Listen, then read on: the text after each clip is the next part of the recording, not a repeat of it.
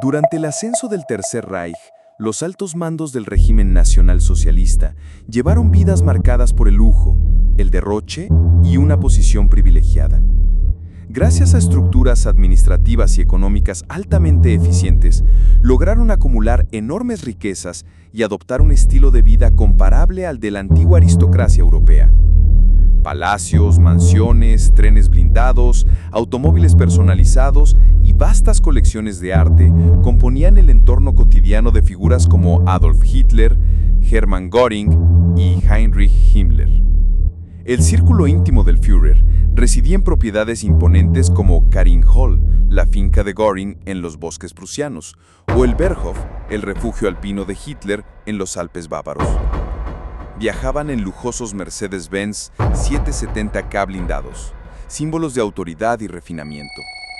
Hitler utilizaba un tren especial, el Führer Sonderzug, equipado como un cuartel general móvil, con sala de reuniones y sistemas de defensa. Sus rutinas incluían banquetes con cubertería de plata, vinos importados y eventos de caza organizados para la élite del partido. Disfrutaban de vacaciones en balnearios exclusivos como Bad Gastein o en los complejos turísticos de Obersalzberg, rodeados siempre de obras de arte confiscadas, mobiliario de diseño y un séquito de sirvientes personales. Residencias de sangre, los suntuosos hogares de los hombres del Reich. Durante el auge del nacionalsocialismo, los jerarcas nazis gozaron de una riqueza sin precedentes, equiparable solo a la antigua nobleza germana que gobernó durante la monarquía. Esto se reflejaba en las fastuosas moradas del Führer y sus hombres de confianza, como Hermann Göring. Este último fue propietario de una de las propiedades más impresionantes del régimen, Karinthal. En 1933, el Estado prusiano le cedió a Göring cerca de 120 hectáreas de terreno en calidad de usufructo vitalicio en su papel de ministro-presidente de Prusia. Esta zona, una de las regiones boscosas más extensas y bellas de Alemania, fue transformada en un complejo monumental. En 1937, la nueva Karinthal fue inaugurada oficialmente dejando atrás su función original como coto de caza para convertirse en una vasta mansión en medio del bosque. El complejo contaba con un edificio principal de 2 plantas, flanqueado por 2 alas laterales, dispuestos alrededor de un gran patio interior, al que se accedía por una avenida bordeada por árboles centenarios. La construcción original, conocida como Große Hall, era el lugar donde Göring recibía a sus invitados junto a una chimenea y un gran ventanal con vista al bosque. Desde ahí se accedía al Salón Dorado y al Salón Plateado, donde se exhibían permanentemente los obsequios que recibía de nobles y empresarios adinerados. Los jardines estaban decorados con estatuas de animales en bronce a tamaño real y cada ventana ofrecía espectaculares vistas a los lagos y los árboles. Göring y su esposa vivían en el edificio central. El ala izquierda incluía una sala de música, una biblioteca colosal, gimnasio, sauna y piscina cubierta. El ala derecha estaba destinada a huéspedes, con dormitorios, comedor, cocina y alojamiento para el personal. Cabe destacar que Göring era considerado un patrón generoso, y los espacios destinados al servicio eran amplios y bien equipados. Los interiores de la nueva Karinthal tenían un estilo lujoso y ornamental, con materiales de máxima calidad. Los suelos eran de mármol pulido y alfombrados con tapices costosos. En las paredes colgaban pinturas de artistas como Cranach y Rubens, algunas apiladas en varias capas. Esta opulencia contrastaba incluso con la forma de vida del propio Hitler, quien era más reservado. Él prefería habitar un apartamento refinado en el número 16 de Prinzregentenplatz, en el distrito de Bogenhausen, Múnich.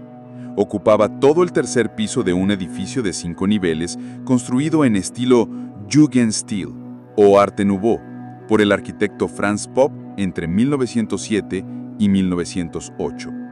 Hitler se mudó ahí en 1929, pero en 1935 mandó a remodelar el piso por completo, a un costo escandaloso de 120.000 marcos, más de 10 veces el salario medio de la época.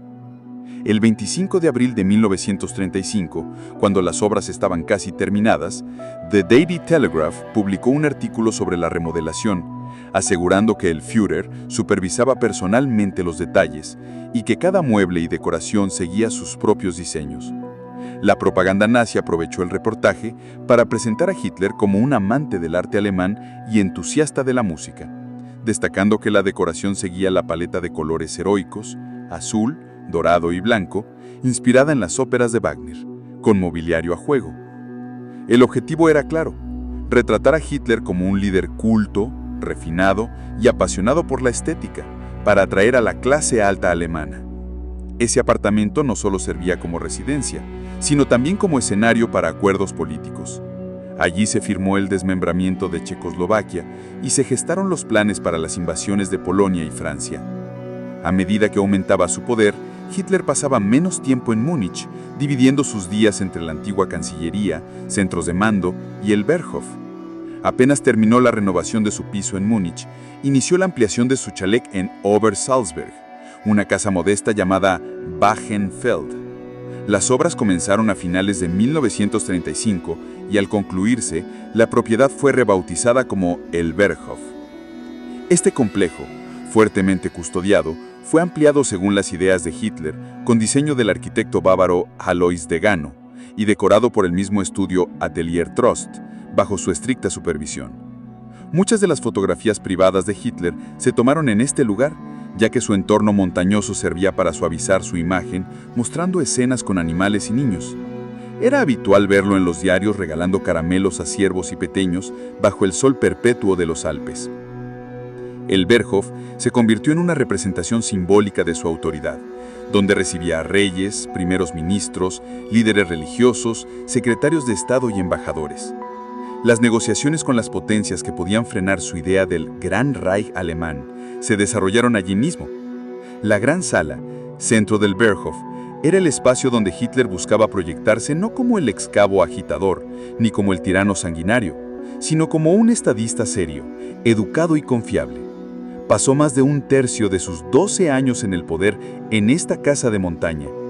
Ni siquiera la guerra fue razón suficiente para renunciar a sus comodidades, y después de 1939, el Berghof también funcionó como centro de mando militar desde que dirigía batallas y trazaba estrategias. Algunos afirman que fue pionero del teletrabajo, gobernando su imperio desde el sillón del salón. El gran estafador: cómo Hitler construyó su fortuna engañando a Alemania. Pero sus propiedades no eran su único tesoro. Hitler murió como un hombre inmensamente rico, con cuentas ocultas en bancos suizos y fortunas alojadas en entidades alemanas. Su obsesión por el dinero se manifestó mucho antes de llegar al poder. Aunque públicamente cultivaba una imagen austera, en privado tenía gustos grandiosos. Mantenía un control férreo sobre los ingresos que generaban sus artículos, fotografías y sobre todo su libro Mein Kampf, del cual obtuvo millones en regalías. Hitler se consideraba un genio incomprendido y, decidido a cambiar esa percepción, se enfocó en escalar socialmente, acumular poder y enriquecerse. A menudo relataba con detalle sus años de pobreza en Viena antes de la Primera Guerra Mundial, una época que le avergonzaba profundamente a pesar de haber heredado una pequeña suma. En Mein Kampf hablaba del esfuerzo de los nuevos ricos. Como líder del Partido Nacional Socialista, se encontraban los automóviles más refinados que Alemania podía fabricar, los Mercedes-Benz, considerados incluso hoy en día como ejemplos de elegancia y sofisticación, fueron un símbolo de ese poder. La relación entre Hitler y la icónica marca automotriz se extendió por casi 20 años. Durante ese tiempo, la empresa fabricó no solo vehículos de lujo, sino también equipamiento militar para el esfuerzo bélico del Tercer Reich. Desde los albores de la Revolución Industrial, la ingeniería alemana había demostrado un nivel de excelencia indiscutible, que solo encontraba competencia real en un puñado de países occidentales. El nombre Mercedes proviene de Emil Jelinek, un cónsul austrohúngaro y agente de ventas de Daimler en Francia, quien tenía una gran afición por la velocidad. A principios del siglo XX, exigió que el nombre de su hija adolescente Mercedes figurara en un nuevo modelo deportivo que encargó. Incluso cambió legalmente el apellido familiar por Mercedes en 1903. El famoso logotipo de la estrella de 3 puntas simboliza el dominio en tierra, mar y aire, según el propio Gottlieb Daimler. En 1923, Ferdinand Porsche se unió a la empresa como ingeniero jefe. Como respuesta a la profunda crisis económica, Daimler y Benz se fusionaron en 1926, dando origen a Daimler-Benz. Los vehículos producidos desde entonces comenzaron a llamarse Mercedes-Benz o simplemente MBZ. Porsche diseñó la serie supercargada de Mercedes, entre ellas el legendario SSKL Super Sport Kurz, famoso por su imponente potencia. El rugido de su motor provenía de un sistema de sobrealimentación conocido como el rugido del elefante, que prácticamente duplicaba la potencia del vehículo. En 1929, Hans Niebel asumió la dirección de ingeniería y creó los modelos Mercedes-Benz 500K y 540K, considerados hoy íconos del diseño y el rendimiento. El diseño de la carrocería estuvo a cargo de Hermann Ahrens en la planta de Sindelfingen, donde también se fabricaron motores como el MBZ 512 DB600, usados en aviones de la Luftwaffe como el Messerschmitt Bf 109. Estos coches se convirtieron en símbolo de la SS y muchos oficiales de alto rango como Göring, Himmler y Goebbels disponían de versiones personalizadas. Hitler se sentía orgulloso de esta muestra de la ingeniería nacional. En 1939, tras firmarse el pacto de no agresión con la Unión Soviética, Hitler regaló un Mercedes-Benz Roadster supercargado con asiento trasero a Joseph Stalin. Pero cuando Alemania invadió la Unión Soviética en 1941, Stalin rehusó usarlo y se lo entregó a uno de sus generales. En total, Hitler utilizó 5 vehículos descapotables modelo 770K para su comitiva dentro de Alemania. No obstante, para su uso personal prefería vehículos cerrados y blindados, posiblemente influenciado por el asesinato del archiduque Francisco Ferdinando en 1914, quien fue atacado mientras viajaba en un coche abierto. Esta precaución se reafirmó tras el atentado contra Reinhard Heydrich en Praga en 1942. Luego de este hecho, Hitler ordenó fabricar 20 sedanes blindados modelo 540K. Antes de esto, ya había cargado 2 limusinas fortificadas del modelo 770K, conocido como Crosser Mercedes Offener Tourenwagen. Con un motor de 8 cilindros en línea y 7655 cc, árbol de levas en cabeza y doble carburador, generaba 230 caballos de fuerza al activar el sobrealimentador. A pesar de sus 4.500 kilos, podía alcanzar una velocidad máxima de 193 km por hora. Este peso se debía en parte a su blindaje, de 6 milímetros en el suelo, 3 milímetros en las puertas y cristales antibalas de 40 milímetros de grosor. Detrás del asiento del conductor se encontraban 3 asientos plegables que permitían transportar hasta 9 personas. Estaba tapizado en lero y contaba con una plataforma elevada de 12 centímetros en el lado derecho, para que Hitler aparentara mayor estatura al estar parado. También tenía un asiento frontal abatible para facilitar el movimiento, un tanque de combustible de 193 litros o 51 galones y una autonomía de 240 kilómetros, aunque solo rendía 3 millas por galón en ciudad. Su suspensión era de muelles independientes en las 4 ruedas, con doble sistema de frenos hidráulicos y neumáticos 8.25 por 7 pulgadas. En 1943, Hitler encargó un nuevo modelo completamente cerrado, con techo de acero reforzado y todas las características de seguridad y confort de sus vehículos anteriores. Mediante estos vehículos, Hitler quería mostrar al mundo la supremacía de la ingeniería alemana. En un país que todavía estaba rezagado en términos de motorización, él prometió una transformación completa. Para ello, lanzó un ambicioso plan para desarrollar la industria automotriz y construir una red nacional de autopistas o Autobahnen, cuyo primer tramo fue inaugurado en mayo de 1935. Gracias al apoyo estatal, Mercedes-Benz duplicó su producción de 6.000 vehículos en 1932 a 12.000 en 1934, y para 1935 ya fabricaban más de 25.000 unidades. Aunque se desconoce el número exacto de vehículos blindados 770K producidos, es sabido que fueron ampliamente utilizados por los altos mandos del régimen. Colosos de acero, los impresionantes trenes blindados del Führer. Pero los coches no fueron el único medio de transporte extremadamente protegido por los altos dirigentes nazis. El Führer-Sonderzug, o tren especial del Führer, fue el transporte que Hitler utilizó en sus extensos desplazamientos por Alemania y Europa. Su historia comienza en 1937, cuando Hitler encargó a la Deutsche Reichsbahn la construcción de un tren exclusivo para sus viajes. Tras 2 años de desarrollo, estuvo listo en agosto de 1939. Inicialmente llamado América, luego fue rebautizado como Brandenburg. Durante la guerra, Este tren funcionó como cuartel general móvil del Führer hasta la campaña de los Balcanes. Sin embargo, Hitler continuó utilizándolo como medio de desplazamiento entre sus diferentes bases de operaciones. Pesaba aproximadamente 1.200 toneladas, tenía una longitud de hasta 330 metros y podía alcanzar velocidades entre 80 y 120 kilómetros por hora. Aunque los vagones no eran blindados, estaban adaptados con múltiples medidas de seguridad. Su coche privado, por ejemplo, incluía un baño de mármol con techo de hormigón reforzado para protegerlo de atentados. Los vagones fueron fabricados por Henschel Design, Krauss Mafia y Crede, con interiores diseñados por una firma muniquesa en estilo Art Deco sobrio. Todos los coches contaban con calefacción y aire acondicionado, algo poco común en la época. La configuración del tren variaba entre 10 y 16 vagones, con una capacidad de más de 200 personas a bordo.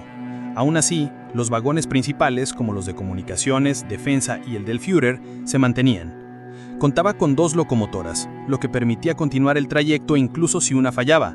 No obstante, al tratarse de trenes a vapor, era necesario sustituir la locomotora cada 200 kilómetros por una nueva ya cargada con carbón. A cada lado del tren se ubicaban vagones antiaéreos SDP-Z Flakwagen 39, equipados con cañones cuádruples de 20 milímetros con una cadencia de disparo de 800 proyectiles por minuto. Tenían un rango de 4.7 kilómetros en tierra y 2.500 metros de altura, y estaban tripulados por personal especializado.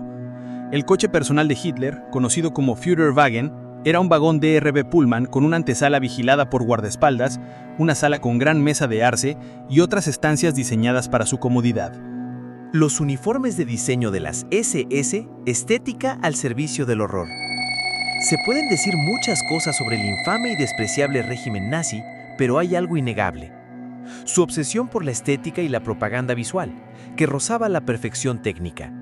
El Tercer Reich no solo fue una maquinaria militar y política, sino también una operación de imagen cuidadosamente orquestada, que convirtió a sus milicias en símbolos de orden, poder y supremacía.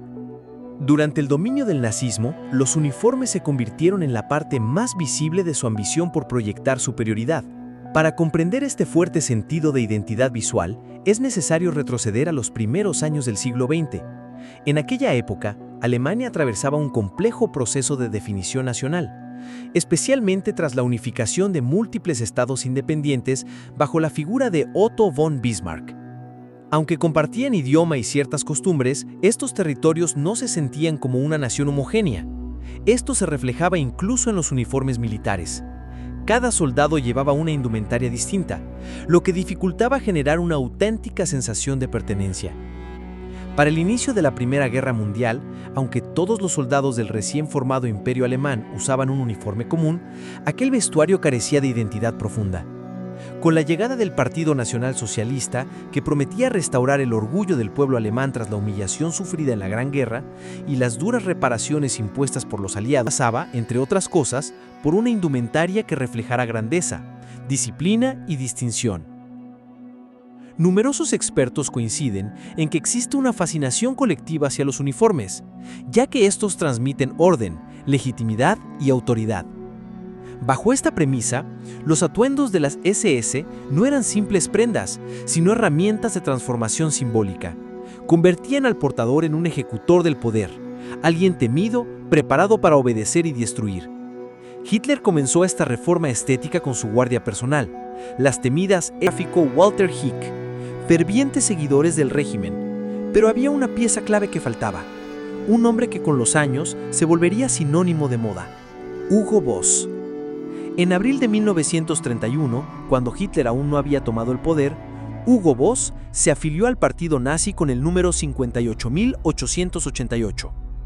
El sastre comprendió que el negocio del futuro era vestir a las tropas del Führer. Para 1933 ya se había asegurado de convertirse en el proveedor oficial de ropa para las Waffen-SS, las SA, tropas de asalto y la juventud hitleriana. Desde entonces su taller no dejó de crecer. En 1935 decidió abandonar por completo la confección civil y dedicarse exclusivamente a la fabricación de uniformes. Durante esos años, se calcula que produjo más de 3 millones de prendas para todas las ramas del nacionalsocialismo. Se había transformado en la segunda fábrica textil más importante del Reich, generando millones en ganancias. Pero mientras sus trabajadores eran enviados al frente, el régimen le asignó cerca de 200 prisioneros de campos de concentración, en su mayoría judíos, para que trabajaran como esclavos en su taller, un recurso que el empresario no dudó en aprovechar. Al terminar la guerra, Hugo Boss pasó de ser un empresario admirado a un colaborador acusado del régimen. Fue declarado beneficiario directo del Tercer Reich y su empresa clasificada como estructuralmente importante para la economía nazi. Estas acusaciones le costaron el derecho al voto y una multa de 100.000 marcos del Reich, equivalentes a unos $213.000 actuales. Aunque su empresa no fue condenada por crímenes de guerra, quedó claro que formó parte del engranaje económico del nazismo. Lujo oscuro. Los anillos de la calavera en la logia de Himmler. Entre los objetos más insólitos del régimen nazi, destacan los extraños ornamentos entregados por Hitler y Himmler a oficiales distinguidos de las SS. 3 de ellos son especialmente notorios por su simbolismo: el anillo de calavera, la espada de honor y la daga ceremonial.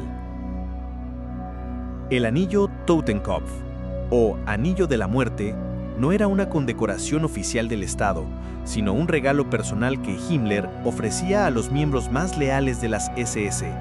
Se volvió un símbolo codiciado, y aunque no podía ser vendido, durante el nazismo comenzaron a circular falsificaciones. Inicialmente, se entregaba solo a oficiales veteranos de la vieja guardia de las SS, un grupo exclusivo de menos de 5.000 hombres. Más adelante, se extendió a quienes completaban la formación en escuelas especiales de las SS, con cada anillo grabado en su interior con el nombre del receptor, la fecha de entrega y la firma de Himmler. Junto con el anillo, Himmler enviaba una carta estándar, indicando que debía usarse únicamente en el dedo anular de la mano izquierda. En sus palabras, el anillo representaba la disposición constante a entregar la vida por la comunidad. A medida que el cuerpo crecía, muchos oficiales no alcanzaban a recibir este distintivo, por lo que mandaban a fabricar imitaciones en joyerías locales. Si alguien era expulsado o se retiraba, debía devolverlo. En 1938, Himmler ordenó que todos los anillos de oficiales fallecidos fueran recolectados y almacenados en una cámara especial del castillo de Wewelsburg, como monumento conmemorativo de los caídos. El diseño estaba plagado de simbolismo ocultista. La calavera Totenkopf, runas germánicas como la Sigrune, fuerza, la Hagalrune, fe, y símbolos solares como el triángulo y la rueda del sol. Todo ello reflejaba el interés de Himmler por el misticismo germano y las antiguas creencias paganas nórdicas. El diseño fue obra del ocultista austríaco Carol Maria Willigot y producido por la joyería Otto y Carolina Gar en Múnich. Algunas variantes incluían runas distintas o inscripciones únicas, probablemente hechas por herreros tras la guerra o para oficiales sin acceso al original. En octubre de 1944, Himmler suspendió la producción de estos anillos y ordenó que los 11.500 restantes fueran enterrados en una colina cercana a Wewelsburg, como monumento conmemorativo de los caídos. En enero de 1945, el 64% había sido devuelto, el 10% se había perdido en combate y el 26% restante seguía en manos desconocidas.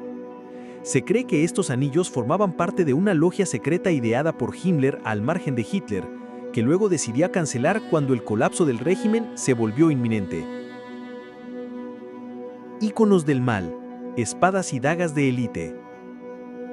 Además del célebre anillo, los oficiales de las SS también eran recompensados con armas ceremoniales de lujo, espadas y puñales con diseños exclusivos.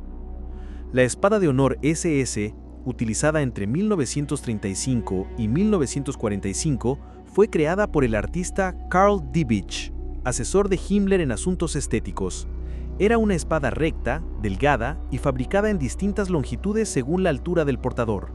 El puño tenía forma de D, empuñadura de madera negra con hilos de plata trenzados e incluía un disco con las runas de las SS en forma de rayos. La vaina esmaltada en negro llevaba detalles en plata en ambos extremos. En ocasiones se añadía un nudo trenzado de aluminio decorado con runas negras.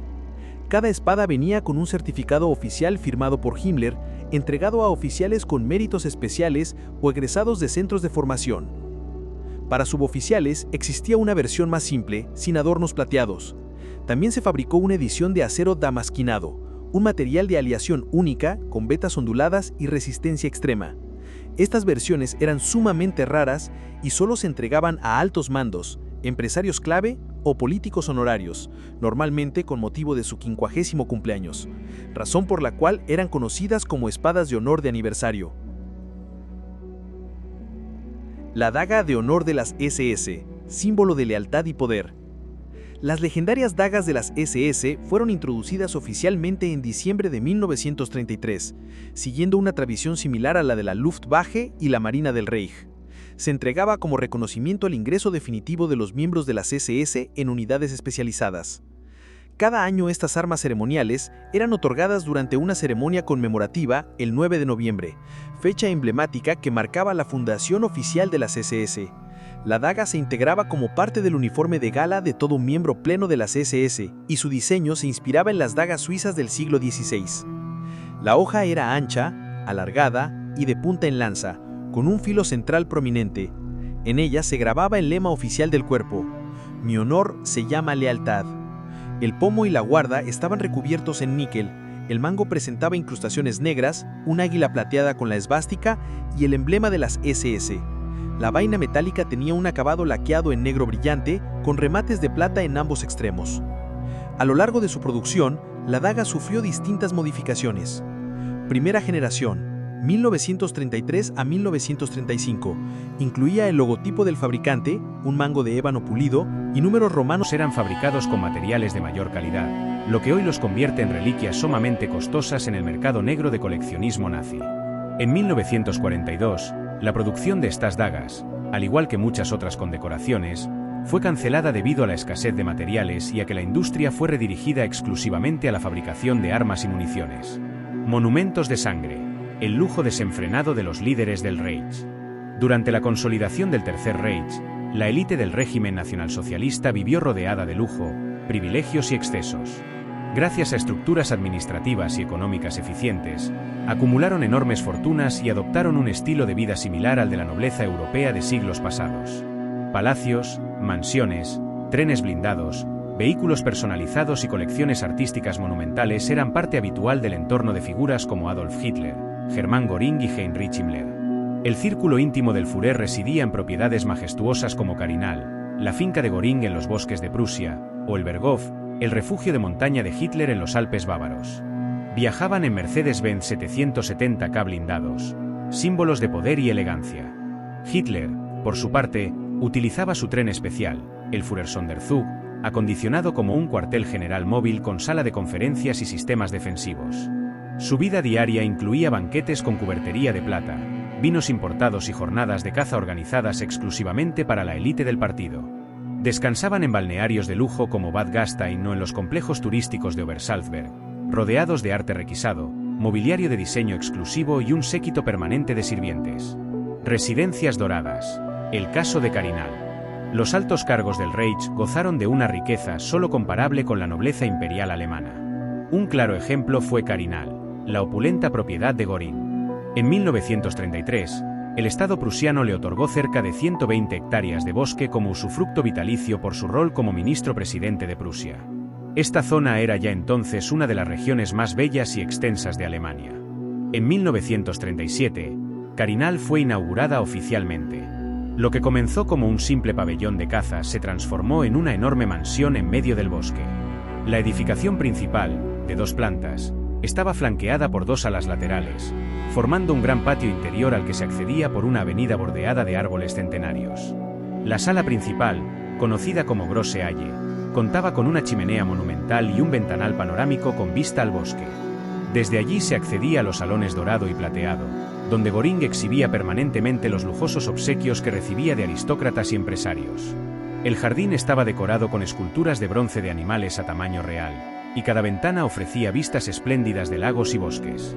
Göring y su esposa ocupaban el edificio central. El ala izquierda albergaba una sala de música, una biblioteca enorme, gimnasio, sauna y piscina cubierta.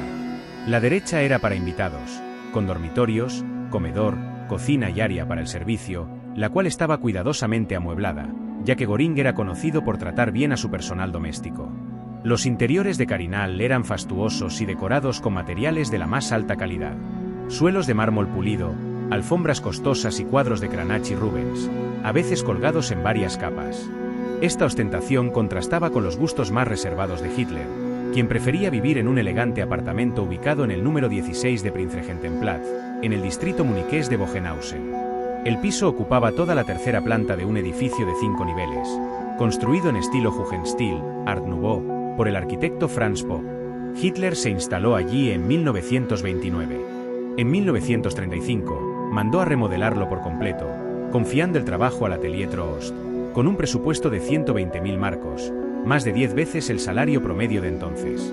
El 25 de abril de 1935, The Daily Telegraph publicó un artículo donde se afirmaba que Hitler dirigía personalmente la reforma y que el diseño seguía sus propias indicaciones.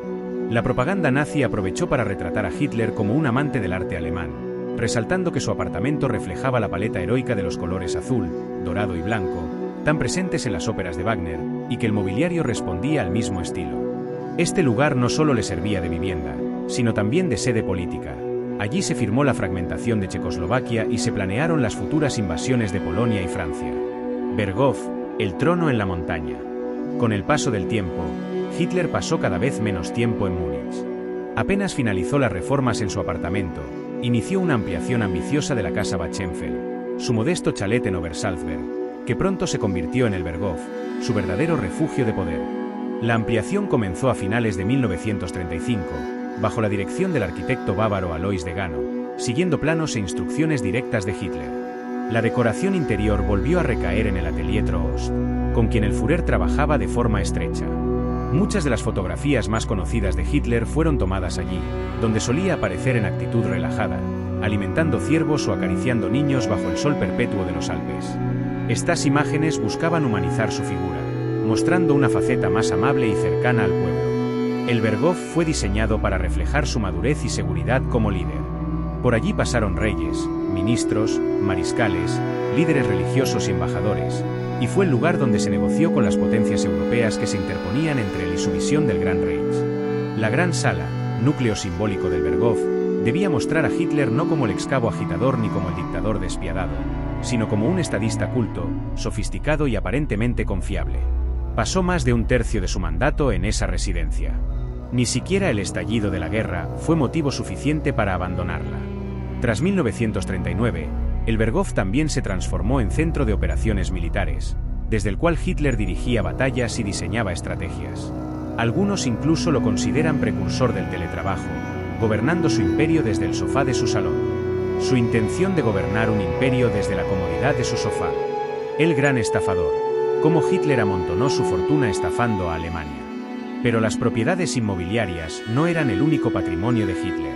El Führer murió siendo un hombre adinerado, con cuentas secretas en Suiza y los bancos alemanes llenos. Su obsesión por el dinero comenzó mucho antes de alcanzar el liderazgo del país. Cuando aún era considerado un ideólogo, ya mostraba interés por el lujo, aunque su imagen pública fuera de austeridad. Controlaba meticulosamente los ingresos derivados de sus artículos, publicaciones y los derechos de sus fotografías. Hitler se veía a sí mismo como un genio incomprendido, y con la intención de cambiar esa percepción, se volcó en conseguir poder, riqueza y ascenso social. En varias ocasiones describió con detalle su pobreza y penurias durante su juventud en Viena, cuando soñaba con convertirse en artista, antes de la Primera Guerra Mundial. Aunque heredó una pequeña suma, la miseria le avergonzaba profundamente. En su libro Mein Kampf, del que obtuvo millones en regalías, exaltaba la lucha por sobrevivir de los nuevos ricos, aquellos que habían alcanzado un estatus social superior mediante su propio esfuerzo, y que, según él, suprimían toda compasión y empatía hacia quienes quedaban fuera del sistema. Más de una vez, dejó en claro que enriquecerse era una de sus metas fundamentales. Sin embargo, también destinó millones en regalos generosos y donaciones estratégicas, buscando fidelizar a políticos y empresarios para volverlos dependientes de él.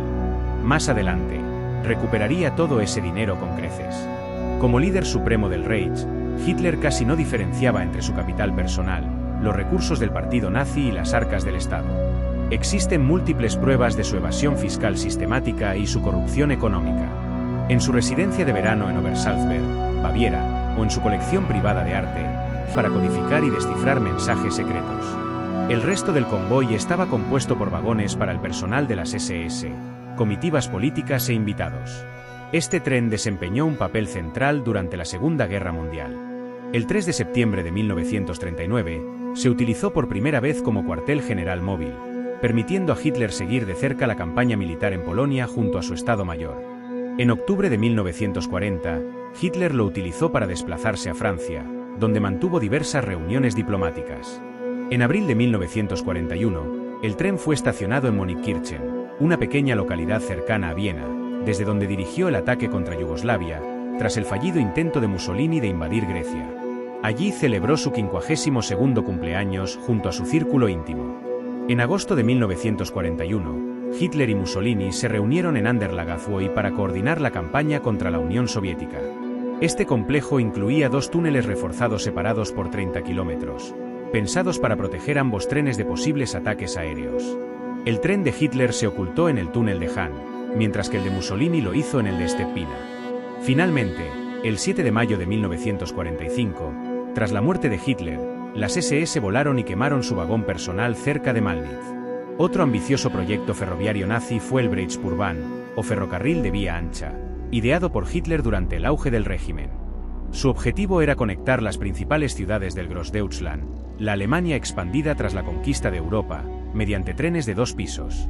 Con el crecimiento territorial y económico del Tercer Reich, el tráfico civil y comercial aumentó, lo que provocó problemas de capacidad en la red ferroviaria. Impulsado por motivos tanto logísticos como militares, el régimen inició planes para modernizar la infraestructura ferroviaria y aumentar su capacidad. Hitler consideraba que el ancho de vía estándar utilizado internacionalmente era obsoleto y demasiado estrecho para sus planes de expansión. Influenciado por su visión de un imperio terrestre, concibió este nuevo ferrocarril como el equivalente en tierra a los transatlánticos británicos. Aceptando la propuesta de Fritz Todt, el Führer ordenó el diseño de una red de vías con un ancho de 3 metros. Las objeciones de los ingenieros ferroviarios no se hicieron esperar. Preveían problemas de compatibilidad con la red existente y proponían construir líneas cuádruples de vía estándar como alternativa. Sin embargo, Hitler desestimó estas críticas y ordenó iniciar la construcción entre Hamburgo, Berlín, Nuremberg, Múnich y Linz. A pesar de ello, el proyecto nunca superó la fase de planificación y algunos trabajos topográficos iniciales. La falta de recursos financieros en la posguerra de la Primera Guerra Mundial y el elevado coste de los nuevos prototipos condenaron la idea al abandono conforme Alemania comenzaba a perder la guerra. El saqueo del arte europeo, el expolio cultural más grande de la historia. Entre los crímenes culturales más grandes de la historia, el saqueo artístico del Tercer Reich se lleva uno de los lugares más infames. Al finalizar la Segunda Guerra Mundial, los nazis habían robado más del 20% del patrimonio artístico de Europa. En parte, este expolio fue consecuencia del odio sistemático al modernismo y del sueño personal de Hitler: fundar un museo del Führer en Linz, su ciudad natal en Austria, que concentrara las obras más valiosas del continente. Las obras saqueadas fueron almacenadas en lugares como el Jeu de Paume en París, la sede nazi en Múnich y minas o cuevas en Merkers, Altaussee y Siegen. Frente a esta amenaza, los aliados y voluntarios europeos comenzaron a esconder piezas en instituciones públicas y lugares secretos. Desde el Louvre hasta la National Gallery británica, pasando por monasterios rurales o minas de pizarra en Gales, miles de obras fueron escondidas para proteger el legado cultural europeo. A pesar de estos esfuerzos, miles de piezas fueron confiscadas por las autoridades nazis y distribuidas entre las casas y oficinas de los jerarcas del partido. Motivados por Hitler y Goebbels, los nazis comenzaron en 1938 a apropiarse de las obras consideradas degeneradas, asociadas al periodo de la República de Weimar, 1918 a 1933, una era de gran efervescencia artística y cultural en Alemania. Cubismo, expresionismo, impresionismo, arte francés y alemán moderno fueron clasificados como inaceptables. Cerca de 16.000 piezas fueron retiradas de museos y en 1938 se ordenó la purga definitiva del arte moderno de todas las galerías públicas. Ese mismo año se organizó en Lucerna, Suiza, una subasta de 126 obras para recaudar fondos. Allí se vendieron cuadros de Van Gogh, Matisse y otros maestros modernos. Hitler aspiraba a una renovación artística alemana desde una óptica racial y nacionalista, reemplazando la decadencia judía de la era de Weimar. El arte aceptado incluía obras flamencas, renacentistas, barrocas italianas, arte medieval germano y pintura realista del siglo XIX. Este saqueo pronto se institucionalizó. Oficiales nazis ambiciosos recolectaban y donaban arte como forma de ascenso político. Algunos, como Goebbels, incluso poseían obras de expresionistas alemanes, mientras que von Ribbentrop prefería los impresionistas franceses. La anexión de Austria en 1938 marcó el inicio de los decomisos sistemáticos. En Polonia comenzaron en 1939. Las agencias nazis requisaban colecciones privadas, especialmente las de familias judías. A quienes deseaban abandonar Alemania se les exigía registrar sus propiedades ante la policía, y muchas obras se utilizaban para pagar tasas o conseguir visados. Cuando se prohibió la exportación de moneda extranjera, las obras de arte se convirtieron en una moneda alternativa. Incluso los opositores al régimen las usaban para huir. Comerciantes sin escrúpulos, nazis y no nazis, se aprovecharon de la ignorancia o desesperación de los vendedores. En abril de 1938, Göring promulgó el Decreto de Declaración de Bienes Judíos, obligando a todos los judíos a declarar su patrimonio, tanto en Alemania como en el extranjero. Muchas piezas fueron reservadas para las colecciones privadas del partido. Otras se vendieron a países neutros. Cuando muchos de sus trabajadores fueron enviados al frente de batalla, el régimen le envió alrededor de 200 prisioneros de campos de concentración, en su mayoría judíos, para trabajar como mano de obra esclava. Hugo Boss no dudó en aprovechar este recurso. Con el final de la guerra, su historia cambió radicalmente. Pasó de ser un empresario prestigioso a ser acusado de colaborar con el régimen nazi. Fue declarado beneficiario del nazismo y su empresa clasificada como pieza importante en la estructura económica de la dictadura. Como castigo, perdió su derecho al voto y fue multado con 100.000 marcos del Reich, equivalente a unos $213.000 actuales. Aunque su empresa fue parte del engranaje económico del régimen, nunca fue condenada por crímenes de lesa humanidad. Humillada por la situación, la pareja dejó de amarse, y tras su separación, Himmler mantuvo una relación muy cercana con su hija hasta el día en que se quitó la vida ingiriendo cianuro al final de la guerra.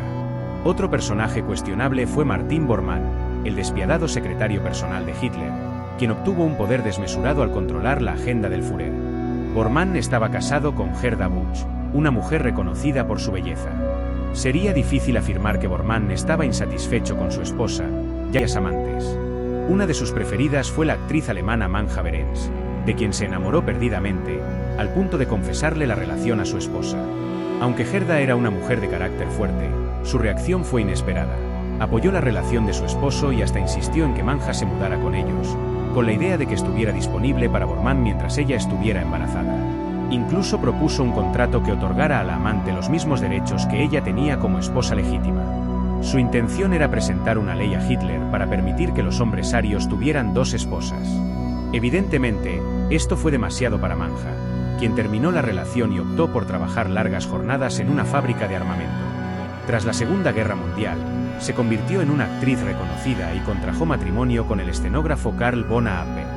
En la década de 1960, fue vetada del cine cuando se hizo pública su relación con Bormann, aunque continuó actuando en teatro. Y si hablamos de afinidad con las actrices, no podemos dejar de mencionar a Joseph Goebbels, el astuto ministro de propaganda del Tercer Reich. Fue uno de los colaboradores más leales de Hitler y un ferviente defensor del Holocausto, además de ser el principal artífice de la teoría moderna de la propaganda política. Pero más allá de su enorme influencia, Goebbels tenía un apetito sexual insaciable. Enumerar todas sus conquistas sería imposible, así que nos centraremos en las más relevantes.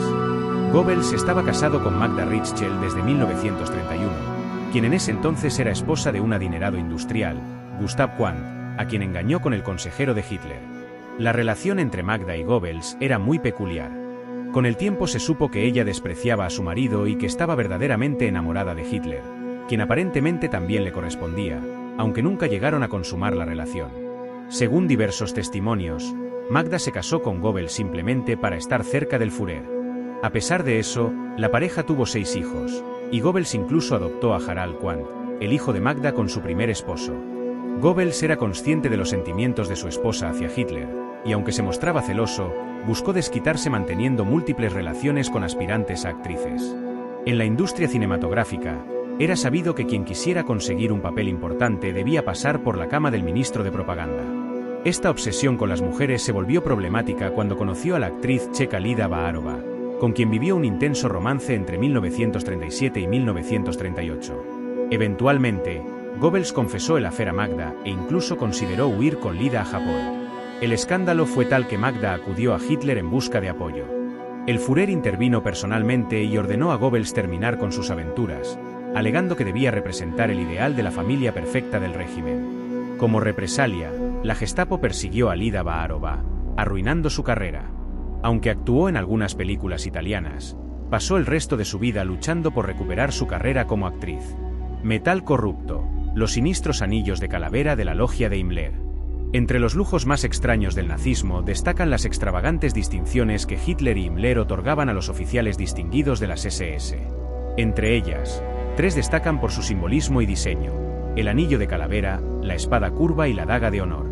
El anillo de honor de las SS, más conocido como el anillo de calavera, era una condecoración de la Schutzstaffel, aunque no constituía un reconocimiento estatal oficial, sino un obsequio personal entregado por Heinrich Himmler a miembros distinguidos del cuerpo. Dio a todos los graduados de las escuelas de formación SS, como las Junkerschulen y otros centros de instrucción. Cada anillo incluía el nombre del receptor, la fecha de entrega y la firma grabada de Himmler.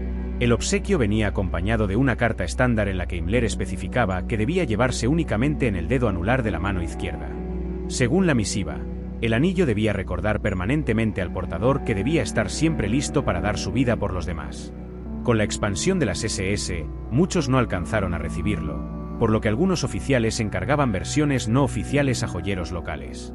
Si un miembro era dado de baja o se retiraba, debía devolver su anillo. En 1938, Himmler ordenó que los anillos de los miembros fallecidos fueran devueltos y almacenados en un cofre especial en el castillo de Wewelsburg, que serviría como monumento conmemorativo simbolizando la pertenencia eterna de los caídos a la Orden SS. El diseño del anillo, reflejo del interés de Himmler por el misticismo germánico, incluía el símbolo Totenkopf, cabeza de muerte, runas Armanen y referencias al paganismo germano. Fue diseñado por el ocultista austríaco Karl Maria Willigut y producido por la firma joyera Otto y Carolina Gar, de Múnich. 2 runas Sig en forma de relámpago flanqueaban la calavera, enmarcadas por un triángulo que representaba el poder del sol. También se incluía la runa Agal, símbolo de fe y fraternidad, cuyo significado esotérico, según Guido von List, era: encierra el universo en ti mismo y lo dominarás. Otras runas representaban protección y redención, además de la clásica esvástica. Con los años, han aparecido anillos con inscripciones distintas y simbolismos variados, que se cree fueron réplicas creadas por herreros locales a pedido de oficiales que no recibieron el original o falsificaciones elaboradas tras la guerra. En octubre de 1944, Himmler ordenó cesar la producción de los anillos y las condecoraciones. Todos los restantes, aproximadamente 11.500, fueron sellados en una colina cercana a Wewelsburg. Para enero de 1945, el 64% de los 14.500 anillos fabricados habían sido devueltos tras la muerte de sus dueños. Además, el 10% se perdió en combate, y el 26% restante estaba aún en posesión de sus portadores o desaparecidos. Se desconoce con exactitud por qué Himmler tomó estas decisiones, pero se cree que los anillos formaban parte de una logia privada que intentó establecer a espaldas de Hitler, y de la que luego se arrepintió ante el colapso del régimen. Íconos del mal. Las lujosas espadas y dagas de honor de las SS. Además de los misteriosos anillos de calavera, los oficiales de las SS recibían espadas y dagas lujosas como reconocimiento oficial por méritos especiales o cumplimiento ejemplar del deber. La espada de honor SS era una espada ceremonial recta que se utilizó como parte del uniforme entre 1935 y 1945. Diseñada en 1935 por Karl Diewitz, asesor artístico de Himmler, el arma tenía una hoja recta, delgada y de largo variable según la estatura del portador. La empuñadura tenía un arco de protección en forma de D y una empuñadura de madera negra con ranuras, envuelta en hilo de plata y un disco con las runas SS en forma de rayos. La vaina estaba esmaltada en negro y decorada con herrajes de plata en los extremos. Se portaba con un nudo trenzado de aluminio, decorado con runas negras de las SS. La espada de oficial era entregada junto con un certificado firmado personalmente por Himmler. También se otorgaba a quienes se graduaban en los centros de formación de oficiales. La versión para suboficiales era similar, pero sin los adornos de plata, lo que indicaba un rango inferior. Existía además una versión especial con hoja de acero de Damasco, famosa por su resistencia y sus vetas decorativas. Estas espadas eran extremadamente escasas y se otorgaban exclusivamente a altos mandos. empresarios influyentes o políticos con rango honorario de SS Oberfuhrer o superior, a menudo como obsequio en su 50º cumpleaños. También conocidas como espadas de honor de cumpleaños, las más comunes distinciones otorgadas a los oficiales de la SS eran las dagas de honor, introducidas en diciembre de 1933. Estas seguían una tradición similar a la de la Luftwaffe y la Marina del Reich, y se entregaban para celebrar la incorporación definitiva de los miembros de las SS a unidades especializadas. Cada año, la entrega oficial se realizaba en una ceremonia el 9 de noviembre, conmemorando la fecha de fundación de la organización. La daga de honor era un arma oficial utilizada con el uniforme de gala por todos los miembros plenos de la SS. Su diseño estaba inspirado en las dagas suizas del siglo XVI. La hoja era ancha, larga y terminaba en punta de lanza, con un prominente nervio central y el lema oficial de la SS grabado en su eje principal: "Mi honor se llama lealtad". La empuñadura y la guarda estaban niqueladas, y el mango presentaba incrustaciones negras, un águila plateada con esvástica y el emblema de las SS. La vaina metálica estaba lacada en negro brillante, con remates plateados. Sin embargo, durante su periodo de fabricación, la daga pasó por varias versiones. La primera, de 1933 a 1935, incluía el logotipo del fabricante, un mango de ébano pulido y números romanos grabados en la guarda, y para Múnich, 2 para Dresde y 3 para Berlín.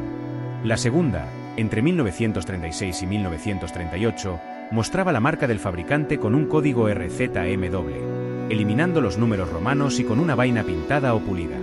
La tercera, entre 1938 y 1942, conservaba el código RZM, incluía una vaina negra pintada y un águila incrustada en el mango, generalmente hecha de aluminio o de algún metal económico.